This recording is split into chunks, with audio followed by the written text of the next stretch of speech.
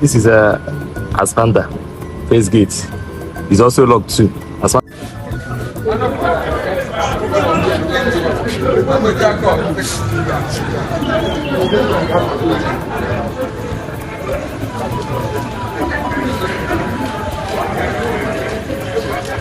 Unu mana na-asị na ọ na-adị mma ka ewele efife chụbụ ewu ojii before chi ejie, mana some of our people na like iji abalị wee na-achọ ewu ojii ada anụ ife. Some of us na like ka etichie fa lesson in a hard way before for we learn ya. Akwụna fuli Lagos gọọmenti ji ndị Igbo wee na-eme nke ikpeazụ. Ebe na some of our people na-eche na Lagos gọọmenti ga-apụta bịa gwa unu pump and play na factory ozunu. Mba na fa ga-apụta in the form of tax, in the form of levy, in the form of violation of an immune oppress. That is how they will do it. They will not come out publicly wound that na factory na Lagos. All through punishment how they name immune. Lagos government put yesterday we law or trade fair market. According to the news, as na Ndi trade fair management asset run the Lagos State waste management for so long. So because of that, those people are busy dispose waste at that trade fair market, and the thing that makes the place to look so dirty now.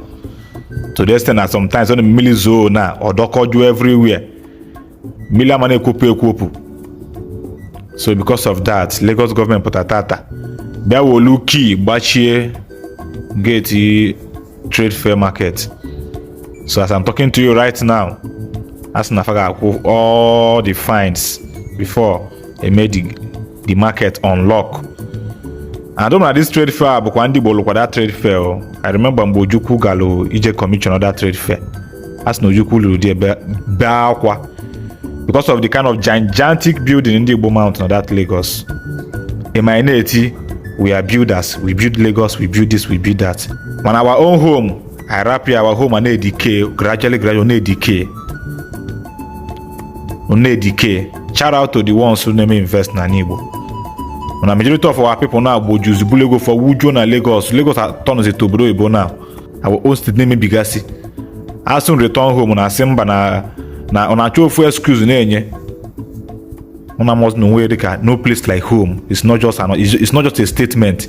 Because no matter kisi build Lagos, no matter kisi we build here, they will always remind you that you are a stranger. And that is what they are doing to you right now. And I also support Lagos State government. At least they are really want to develop their own state, so they will not look back because of Nibo. Then it's better because of Nino there for the other state. Kone maybe. So if you know you don't like it, you are an Igbo man and they like ro, yeah, then relocate to Southeast. I know a lot of places. Our place is very good for business. Our states na Southeast is good for business. Imagine you set to waste management. Can you put those in the market? Then government better kafalu all over. Untibe mpu akwa. Obu natural zeno na Lagos relocate. Otoge kubelia. Nan kane kugoku ya. Ojuku eku. Many people have been saying it, but most of you kept deaf ear. Because unchonto na fona unchonto lo umetutu naro.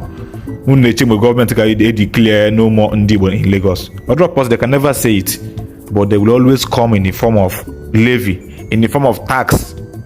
Package tax, make it until on wa ekwe ni utekwere.